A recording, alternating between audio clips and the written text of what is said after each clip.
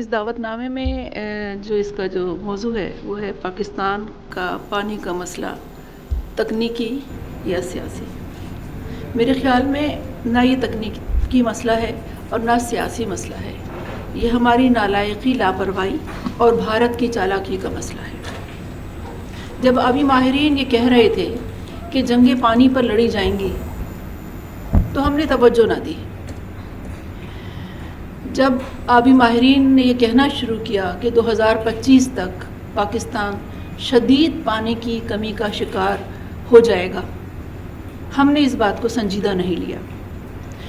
سنتاس معاہدے کی نفی کرتے ہوئے بھارت ڈیمز بناتا چلا گیا۔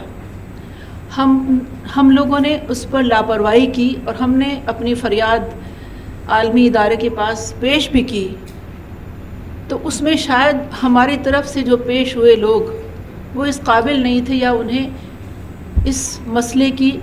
سنجیدگی کا علم ہی نہیں تھا اور ہماری سنوائی نہیں ہوئی۔ ہمارا کیس ایک طرح سے ہم لوگ ہار گئے اور ہمیں ہارنے کے بعد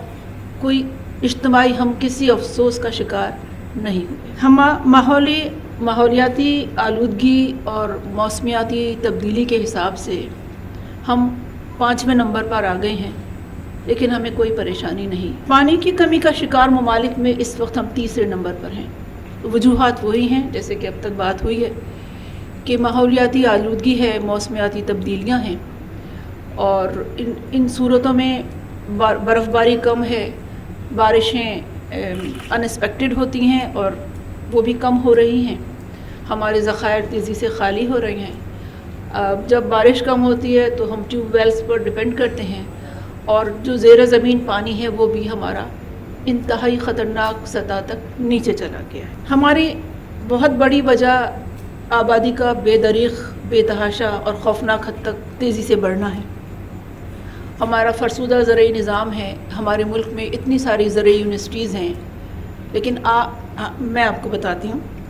ہماری جو ٹنڈجام میں جو ایگریکلچر یونیورسٹی ہے، وہاں کے ایک ڈاکٹر ہیں، ان سے ایک دفعہ گفتگو ہو رہی تھی تو کہنے لگے کہ ہم سندھ میں سیب لگانے کی کوشش کر رہے ہیں،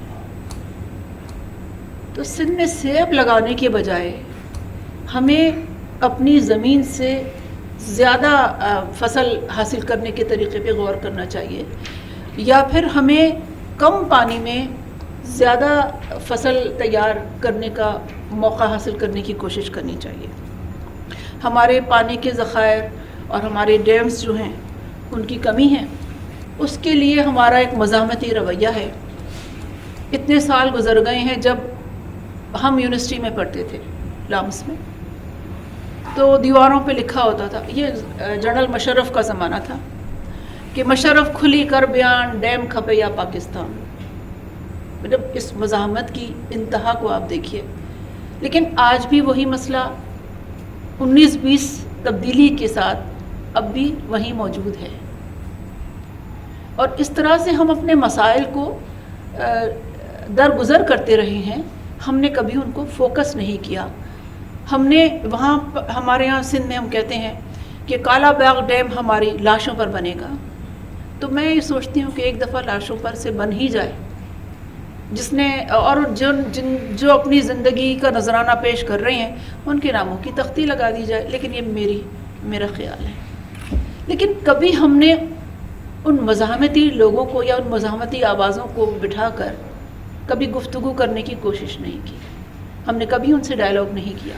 ہمیں یہ بھی نہیں پتہ چلا کہ وہ واقعی یہاں کے لوگ ہیں یا فنڈڈ ہیں، ہم نے کبھی اس پر غور نہیں کیا۔ ہماری کمزور سیاسی حکومتیں رہی ہیں، ان کے اقدامات بھی ایسے ہی رہے ہیں، کیونکہ وہ ہمیشہ اپنے آپ کو سنبھالنے میں مصروف رہیں، اور عوام الناس کو کیا چاہیے اور عوام الناس کے کیا مسائل ہیں انہیں سنبھالنے کے لیے انہیں وقت نہیں ملا، کیونکہ جب وہ اپنے آپ کو سنبھالنے کے اس فیز سے گزرتی ہیں تو پھر حکومت تبدیل ہو جاتی۔ اب سارا مسئلہ یہ بھی ہوا ہے کہ ایک ہمارے ہاں جو پانی کا ضیاع ہے، وہ گھریلو، زرعی اور صنعتی پیمانے پر بہت زیادہ پانی ہم ضائع کرتے ہیں، اور اس کے لیے جس شعور اور آگہی کی ضرورت ہے ہم اس سے ناواقف بھی ہیں اور ہمیں اس کی فکر بھی نہیں ہے کہ ہم ہم اس میں کوئی اپنے لیے کوئی چیز سوچ سکیں، کیونکہ ہم بنیادی مسائل میں پھنسے ہوئے لوگ ہیں۔ بھارت نے سنتاس معاہدے کی یک طرفہ نفی کی اور ہمیں پانی بند کرنے کی دھمکی دے دی ہے۔ اب یہ کام میرے اور آپ کے کرنے کا یقیناً نہیں ہے، یہ حکومتوں کا کام ہے، یہ ہمارے پالیسی میکرز کا کام ہے، اور جو رول کر رہے ہیں ان کا کام ہے۔ لیکن ہم کیا کر سکتے ہیں؟ ہمیں شعور اور آگہی، دیکھیں جہاں تک شعور اور آگہی کا ہے نا، اب حیدرآباد میں جو ہے نا بینرز لگے ہوئے ہیں، تم ہمارا پانی بند کرو گے ہم تمہاری سانس بند کر دیں گے۔ یہ ہمارے مسئلے کا حل نہیں ہے۔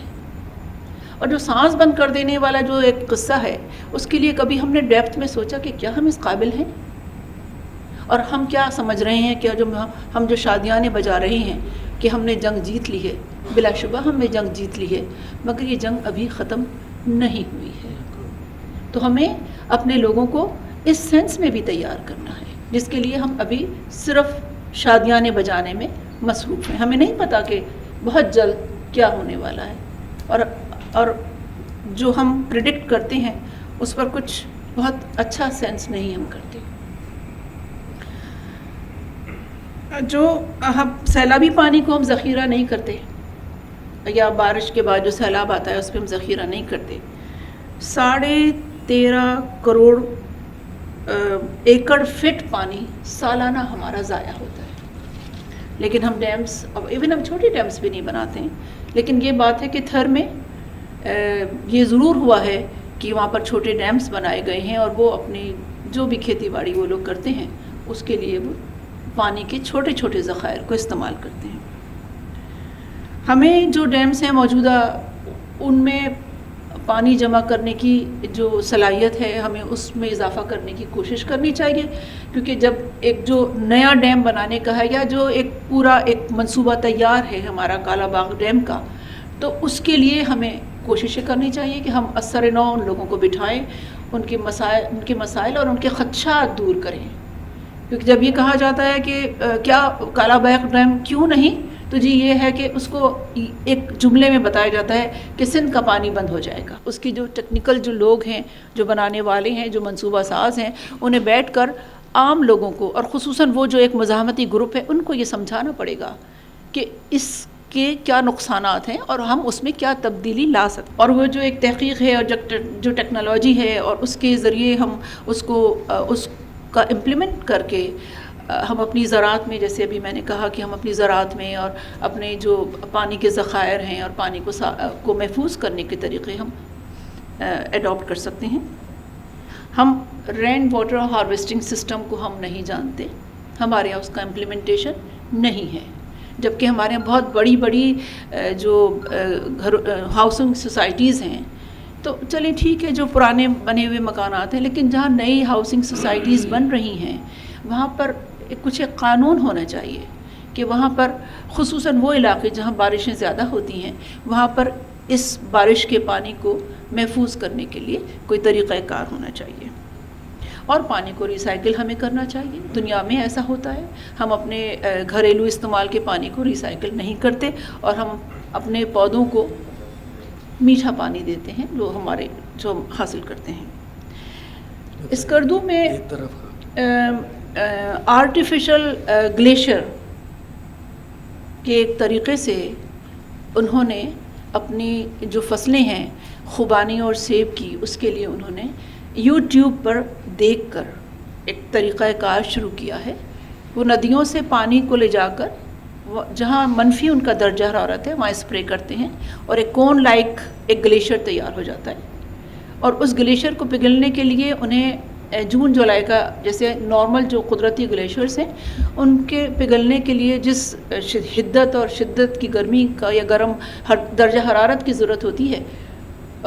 اس کے بجائے یہ اس میں نارمل جو درجہ حرارت تبدیل ہوتا ہے، تو اس سے وہ پانی پگھلنا شروع ہوتا ہے، اور وہ پانی وہ اپنی زراعت کے اس میں استعمال کر سکتے ہیں۔ تو اس کا یہ مطلب ہوا کہ اگر ہم تحقیق اور ٹیکنالوجی کو استعمال کرنے کی کوشش کریں تو ہم نسبتاً بہتری کی طرف آ سکتے ہیں، اور آخر میں یہی ہے کہ جب تک ہم پانی کی عزت نہیں کریں گے ہم اسی طرح سے بے عزت ہوتے رہیں گے. شکریہ.